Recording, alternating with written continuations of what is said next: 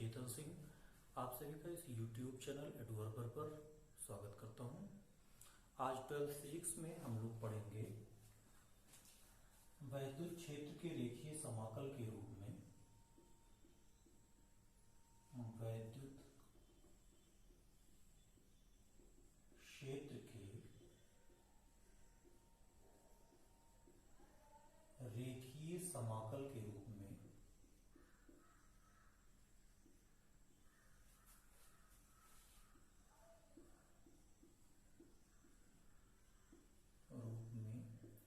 वैद्युत विभव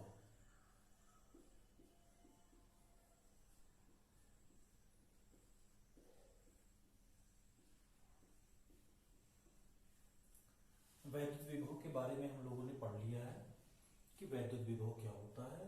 या हम लोग जानेंगे कि ये जो वैद्युत विभव है ये वैद्युत क्षेत्र के रेखीय समाकल के रूप में लिखा जाएगा।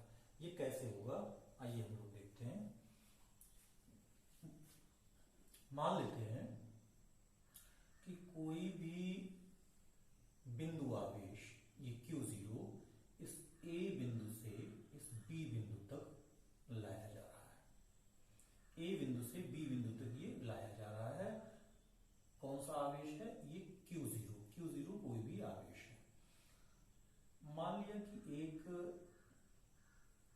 छोटा सा विस्थापन ये dr लिया जा रहा है और इस बिंदु पर जो वैद्युत क्षेत्र होगा उस वैद्युत क्षेत्र की दिशा ये होगी। तो यहां से हम वैद्युत क्षेत्र की दिशा के विपरीत लाएंगे। इस पर एक बल कार्य करेगा। तो मान लेते हैं, आप लिख लीजिए, माना किसी बिंदु परीक्षण आवेश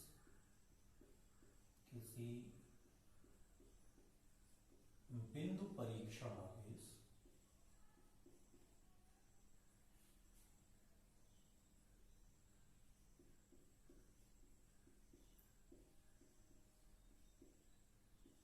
Q0 को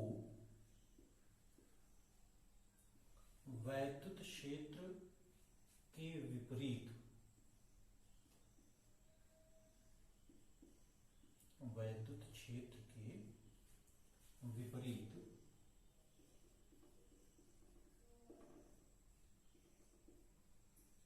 बिंदु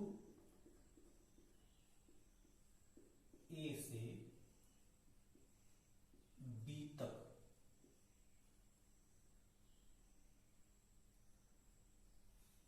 लाने में,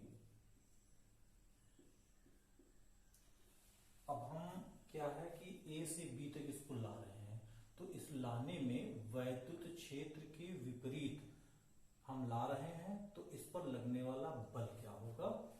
तो हमने लिख दिया कि माना किसी बिंदु परीक्षण आवेश Q0 को वैद्युत क्षेत्र के विपरीत बिंदु A से B तक लाने में बाह्य बल, सबसे पहले हम लिखते हैं कि बाह्य बल क्या लगा। ये बाह्य बल अगर हम लोग F लिखते हैं तो देखिए विपरीत दिशा में आप ला रहे हैं इसलिए माइनस क्यू हुआ, माइनस हुआ। और F बराबर क्या हो गया Q0E, E बराबर F अपान Q, तो E बराबर हो गया Q0E। तो जो बाह्य बल लगा वो कितना हो गया F। एक सूक्ष्म विस्थापन dr तक ले जाने में किया गया कार्य, एक सूक्ष्म विस्थापन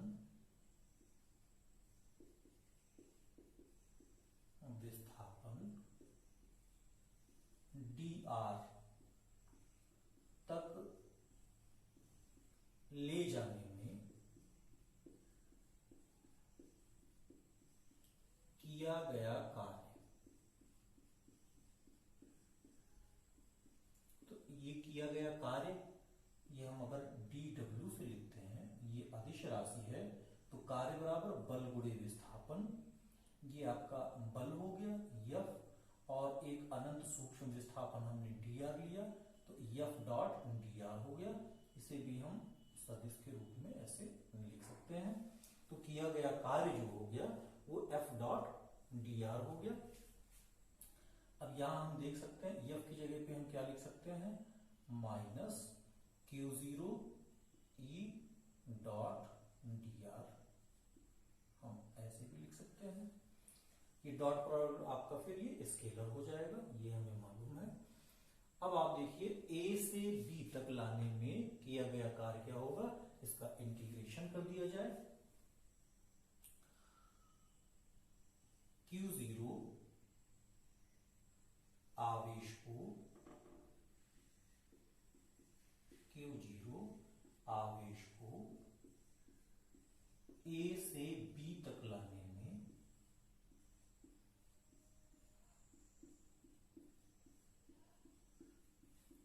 किया गया कार्य,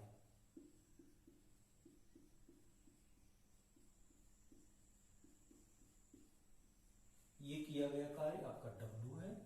तो W क्या हो गया, इंटीग्रेशन कर लेते हैं इसका, तो माइनस हो गया, ये Q0 हो गया, इंटीग्रेशन कहां से कहां तक, A से B तक हम ला रहे हैं, E डॉट डी आर, ये हमारा हो गया E डॉट डी आर।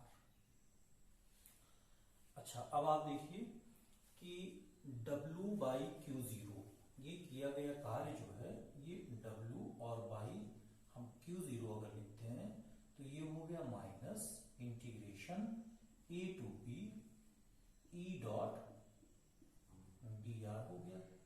और W बाई क्यू जीरो क्या हो गया, V बी ए या ए बी, बिंदु ए से बी तक ला रहे हैं तो विभवांतर हो गया ए बी के बीच का ये विभवांतर हो गया W बाई क्यू जीरो, ये हम वी ए बी लिख सकते हैं। तो वी ए बी बराबर हमारा क्या हो गया, minus integration of A to B और ई डॉट डी आर। तो क्या हमको ज्ञात करना था, वैद्युत क्षेत्र के रेखीय समाकल के रूप में। अब देखिए ये रेखीय समाकल हुआ किसका, वैद्युत क्षेत्र का, और एक सूक्ष्म विस्थापन डी आर के लिए। तो ई डॉट डी आर किन बिंदुओं के लिए, ए से बी बिंदु के लिए के रूप में वैद्युत विभव। तो वैद्युत विभव अभी हमने ज्ञात किया है, क्योंकि ए से बी तक के लिए ज्ञात किया, तो ए से बी तक के लिए ये वैद्युत विभवांतर हुआ, जैसा कि हमने फिगर लिया है। तो अभी ये वैद्युत विभव ना होकर के वैद्युत विभवांतर हुआ। तो ए और बी बिंदुओं के बीच जो वैद्युत विभवांतर हुआ वो ए से बी तक के लिए integration E dot D are और उसके ऋणात्मक समाकल के बराबर है। अब देखिए यदि आपका ए बिंदु अनंत हो, ए बिंदु अगर अनंत है, हम अनंत से ला रहे हैं, तो यही चीज हमारी क्या हो जाएगी, वीबी हो गया, मतलब बी बिंदु पर विभव, अनंत से इस बी बिंदु तक लाने में किया गया कार्य और परीक्षण आवेश पर जो निष्पत्ति है, ये आपको वीबी मिल जाएगा। तो वीबी से अगर हम लिख रहे हैं तो ये बराबर हो गया माइनस इंटीग्रेशन ऑफ ये ए टू बी, तो ए का मतलब हो गया इनफाइनाइट टू बी, और क्या हो गया ई डॉट डी आर हो गया। तो इस तरह से बिंदु बी पर विभव जो हो गया, ये बिंदु बी पर विभव ये वैद्युत क्षेत्र के रेखीय समाकल के रूप में है, वैद्युत क्षेत्र के रेखीय समाकल के रूप में है। अगर हम इस माइनस को हटाना चाहें तो यही हम बी टू इनफाइनाइट कह सकते हैं कि अनंत से बी तक लाया जा रहा है, तो अनंत से बी तक लाया जा रहा है। इसी को हम इस तरह से भी लिख सकते हैं, integration of B to infinite और ई डॉट डी आर। तो ये विभव हो गया। अब देखिए इसी को हम इस तरह से भी लिख सकते हैं कि यदि ये बी बिंदु आर दूरी के लिए लिया गया हो, तो इसी को हम लिख सकते हैं v equals to V minus integration of infinite to R E dot D R, या इसी को हम इस तरह से भी लिख सकते हैं integration of R to infinite और ई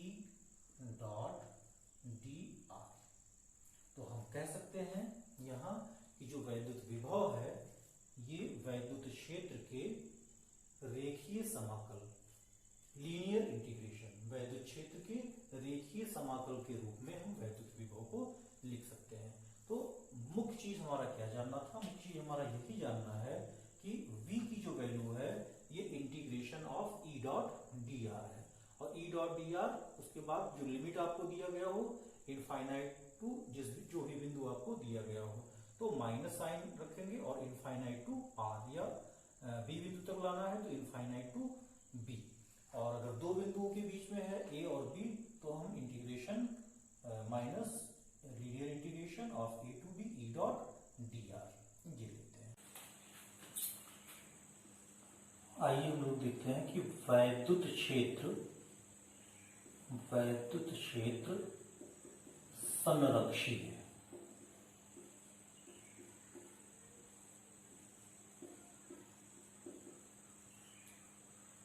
सबसे पहले हम ये जानते हैं, हमें दिखाना है कि वैद्युत क्षेत्र ये संरक्षी है। सबसे पहले ये जानते हैं कि ये संरक्षी क्षेत्र क्या होते हैं, संरक्षी क्षेत्र क्या होते हैं। देखिए, संरक्षी क्षेत्र वे होते हैं जिसमें किया गया कार्य ये शून्य हो, या ऐसे भी हम कह सकते हैं कि जो किया गया कार्य है ये पथ पर निर्भर नहीं करता है। संरक्षी क्षेत्र वे होते हैं जिसमें किया गया कार्य यह पथ पर निर्भर नहीं करता है, या यूं कह सकते हैं कि उस बंद वृत्तीय पथ में या एक क्लोज्ड पाथ में किया गया जो कुल कार्य है वो कितना है? शून्य है। तो संरक्षी पथ क्या है? संरक्षी पथ वह है, वैद्युत क्षेत्र संरक्षी है तो संरक्षी क्षेत्र वह क्षेत्र होता है जिसमें किया गया कार्य, देखिए लिखते हैं, संरक्षी क्षेत्र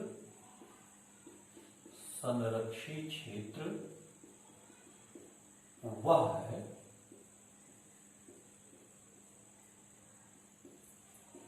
जिसमें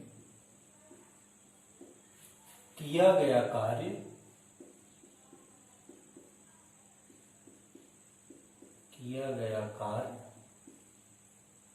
शून्य।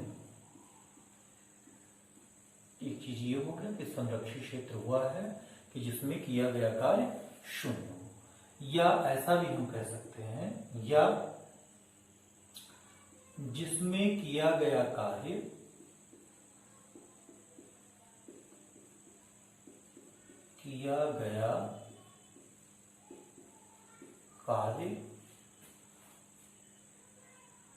पथ पर निर्भर ना करता हो।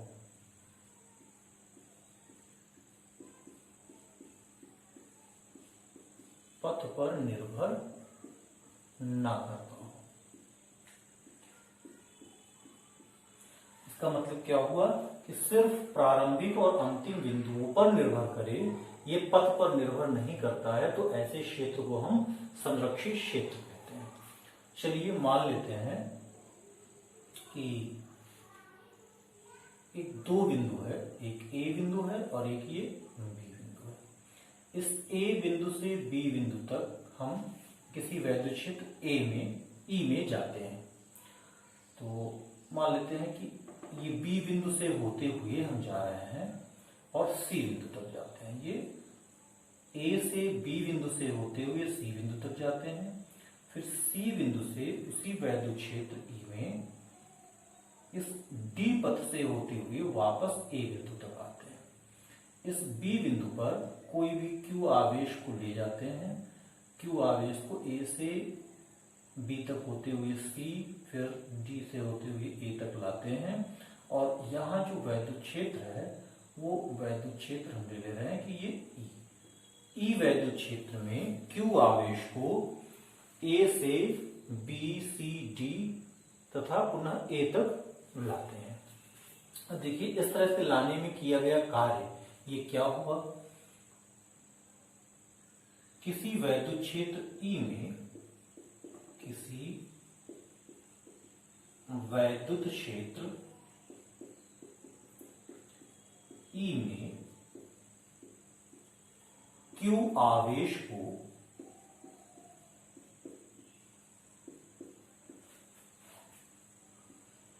ए से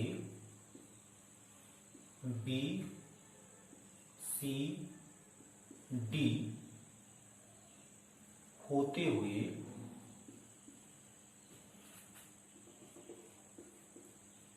ए तक लाने में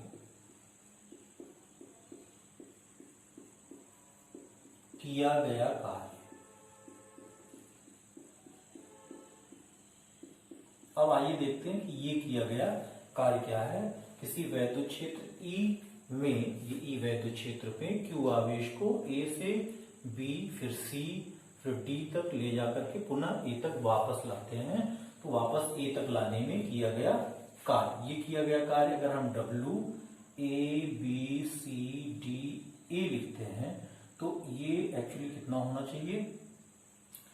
जैसे हम ये सूत्र लिखते हैं V बराबर डब्ल्यू बाई क्यू, यहां क्या हो गया हमारा W बराबर Q इंटू वी। अब इस V को देखते हैं, ये विभवांतर हुआ, जैसे Q into V A minus V A, ऐसा हम लिख सकते हैं क्योंकि A बिंदु से हमने Q आवेश को लेकर के B C D तक ले गए और फिर पुनः वापस ए पर लाए। तो इस तरह से ए और ए बिंदु के बीच ये विभवांतर हुआ। तो V A minus V A ये आपका क्या हो गया Q इंटू 0, और इस तरह से ये किया गया कार्य क्या हुआ, शून्य हुआ। तो एक चीज तो ये मिला हमको कि जो वैद्युत क्षेत्र हुआ उसमें किया गया कार्य आपका शून्य हुआ। तो किया गया कार्य शून्य है, इसका मतलब कि ये एक संरक्षी क्षेत्र है। अब फिर देखते हैं कि जो किया गया कार्य है इसे हम किस तरह से व्यक्त कर सकते हैं, या विभव को किस रूप में हम व्यक्त कर सकते हैं। तो ये देखते हैं कि माना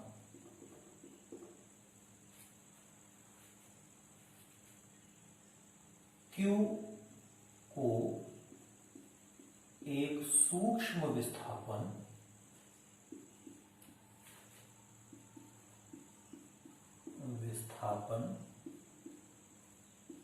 dr, माना Q को एक सूक्ष्म विस्थापन dr देने में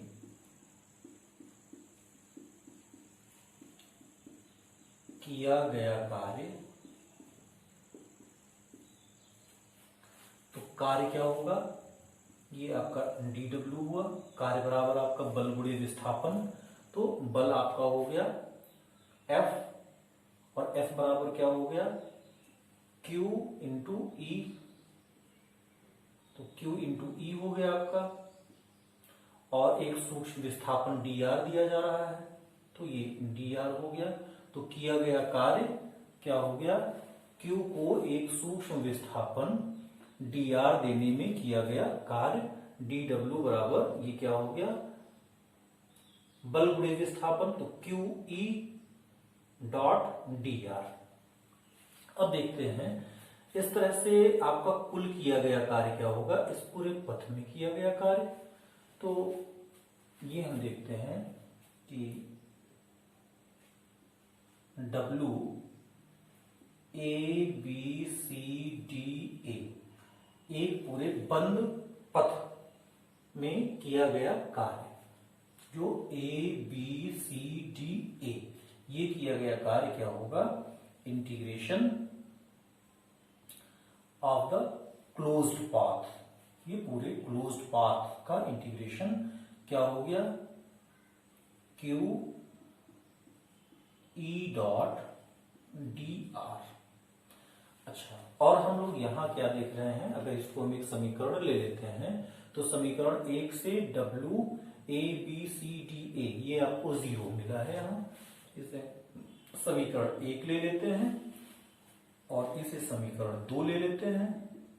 तो आप लिख सकते हैं यहां समीकरण 1 तथा 2 से, 1 तथा 2 से हम क्या लिखेंगे, ये वैल्यू हमारी 0 हो गई तो हम लिख सकते हैं integration of closed path Q E dot dr, ये हो गया हमारा 0। अब इसी को हम ऐसे भी लिख सकते हैं, देखिए ये इंप्लाइज कर रहा है इंटीग्रेशन ऑफ, हम ए से बी सी, ए से बी फिर सी तक गए और फिर सी से डी होते हुए ए तक आए, तो इसी को हम दो इंटीग्रेशन में अगर तोड़ देते हैं तो देखिए एक चीज तो ये क्लियर हो गया कि जो आपका ई डॉट डी आर है, ये ई डॉट डी आर आपका 0 हो गया। इसका मतलब कि जो वैद्युत क्षेत्र का रेखीय समाकल होगा वो वैद्युत क्षेत्र का रेखीय समाकल आपका 0 हो गया। तो वैद्युत क्षेत्र का रेखीय समाकल 0 हो गया, वैद्युत क्षेत्र आपका संरक्षी है। अब यहां एक चीज और देखते हैं कि ये हमको दिखाना है कि इसमें जो किया गया कार्य है ये पथ पर निर्भर नहीं करता है, तो किया गया कार्य ही ये है, इसीलिए हम Q को भी निग्लेक्ट नहीं कर रहे हैं। तो किया गया कार्य हमारा ये पथ पर निर्भर नहीं करता है, इसे हम दिखाना चाह रहे हैं। तो इसे हम दो इंटीग्रेशन में तोड़ देते हैं, ए बी सी, क्या हुआ, ए से बी होते हुए सी तक जाने में किया गया कार्य, ये क्या हो गया, Q E dot D are और प्लस, अब हम C से D होते हुए A तक आ रहे हैं, तो C D A, ये हो गया Q E dot D are और ये वैल्यू हमारी क्या हो गई, 0 हो गई। अब इसी को हम यहां देख सकते हैं, इसी को लिख सकते हैं, देखिए integration of A B C Q E dot D R, ये बराबर हो गया minus integration of C D A Q E dot D R. इसको अगर हम इसका डायरेक्शन बदलें, जैसे यहां हमने लिखा क्या, हम सी से डी होते हुए ए तक आ रहे हैं, अगर हम इसको लिखें ए से होते हुए हम सी तक जा रहे हैं, मतलब ये हो, ये पथ हमारा इस तरह से हो, ये ए बिंदु, ये सी बिंदु, ये हमने यहां कोई डी आर लिया है, वैद्युत क्षेत्र हो गया ई, और इस तरह से हम क्यू आवेश को ले जा रहे हैं। यहां वापस इस डायरेक्शन में ना ला करके इस तरह से माने हम कि ए और डी सी, मतलब ए से सी तक हमें जाना है। एक पथ हमारा हो गया ये बी होते हुए ए बी सी, और एक पथ हो गया ए डी सी, ये दो हमने पथ लिया है। तो जब हम ए डी सी लेंगे तो सी डी ए का उल्टा हुआ, इसलिए ये माइनस आपका प्लस हो जाएगा। इंटीग्रेशन का ये नियम भी होता है, तो इसे हम लिख सकते हैं, this implies integration of A B C Q E dot D R, ये इक्वल हो गया integration of A D C Q E dot D R. तो इस तरह से हम क्या देख रहे हैं, यहां से हमने देखा कि चाहे हम बी होते हुए सी तक जा रहे हैं और तब किया गया कार्य क्यू आवेश को ले जाने में, ए से बी होते हुए सी तक ले जाने में किया गया कार्य उतना ही है जितना कि ए से डी होते हुए सी तक ले जाने में किया गया कार्य है। इसका मतलब ये हुआ कि किया गया कार्य ये पथ पर निर्भर नहीं करता है, तो ये पथ पर नहीं निर्भर किया, इसका मतलब क्या हुआ, वैद्युत क्षेत्र संरक्षी है। तो आप इस तरह से दिखा करके लिख सकते हैं कि किया गया कार्य पथ पर निर्भर नहीं करता है, अतः किया गया कार्य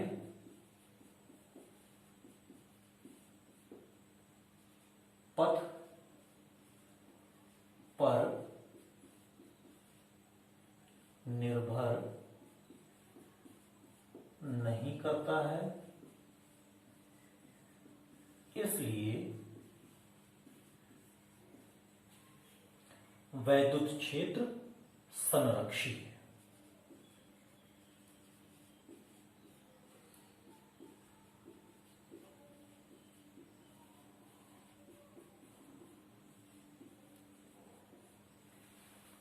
आज हम लोगों ने जाना कि वैद्युत क्षेत्र कैसे संरक्षी है और किस तरह से वैद्युत विभव वैद्युत क्षेत्र के ये रेखीय समाकल के रूप में व्यक्त किया जाता है।